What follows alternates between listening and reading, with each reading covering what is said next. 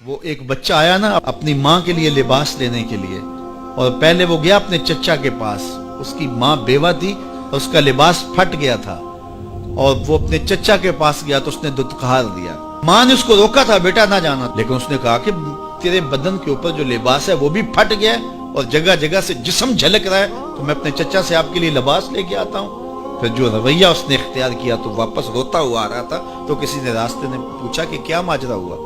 اس نے کہا چچا کے پاس گیا تھا ماں کے لیے لباس لینے، اس نے تو لا کے بھیج دیا۔ اللہ اکبر۔ تو اس نے کہا کہ جا سین حرم میں محمد نام کا ایک شخص بیٹھا ہوا ہے، اگر تو اپنا دکھڑا اس کے سامنے پیش کرے تو وہ امید ہے تمہیں رد نہیں کریں گے، لیکن سن لے ان کا دین کوئی اور ہے۔ اللہ اکبر۔ اپنے ماں کے پاس آیا تو ماں کو کہا کہ چچا نے تو لا کے بھیج دیا، لیکن آپ کی حالت مجھ سے دیکھی نہیں جا رہی۔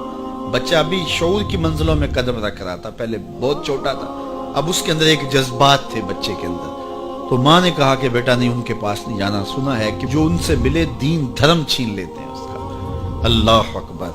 تو حضور علیہ الصلوۃ والسلام کے پاس جانے سے ماں روکنے لگی، لیکن بچے نے کہا کہ امی میں پکا رہوں گا، بتوں کا وفادار رہوں گا، تم اس ٹینشن کو، اس پریشانی کو چھوڑ دو۔ اور حضور کی خدمت میں حاضر ہوا۔ حضور صحن حرم میں چادر اڑے بیٹھے ہوئے تھے، اور جا کے کہنے لگا میں پہلے بات آپ سے کر لیتا ہوں، آپ کا دین میں نے قبول نہیں کرنا۔ حضور مسکرا کے بولے بیٹا بتاؤ کس لیے آئے ہو؟ کہا میری ماں بے لباس ہے، میں آپ سے لباس لینے آیا ہوں۔ حضور نے چادر رحمت اتار کے اس کے کندھوں پہ ڈالی۔ اللہ اکبر۔ وہ واپس آ گیا اور ماں پر حضور کی چادر اڑائی۔ اللہ اکبر۔ اور ماں نے کہا کہ بیٹے اس نے اپنا دین تو نہیں تجھے دیا؟ کہا نہ، میں نے پہلے کہہ دیا تھا تیرے دین نہیں مانوں گا۔ ماں کہنے لگی پتر اس کا دین ماننا چاہیے، یہ جس نے رحمت کی چادر ہمارے سر پہ تار دی۔ اللہ اکبر۔ تیری تک کے ادامہ میں مرید ہو گئے۔ اس بوڑھی عورت کا قصہ بھی آپ نہیں بھول سکتے، جو گھر کا سامان باندھ کے اپنے دروازے پہ بیٹھی ہوئی تھی، اور اس نے سنا تھا مکے میں ایک جادوگر آیا ہے جسے ملتا ہے اس کا دین چھین لیتا ہے، کہیں ایسا نہ ہو کہ کہیں اس سے ملاقات ہو جائے اور وہ دین ہی میرا چھین لے، مجھے شہر چھوڑ دینا چاہیے۔ گھر کے تھڑے کے اوپر سامان باندھ کے بیٹھی ہے۔ حضور بھی گزرے، اس نے دیکھا تو کہا بھتیجے یہ سامان میرے سر پہ رکھ دے۔ حضور نے سامان اٹھایا، دیکھا تو بوجھل تھا، وزنی تھا، اور بڑھیا کو دیکھا تو کمزور تھی۔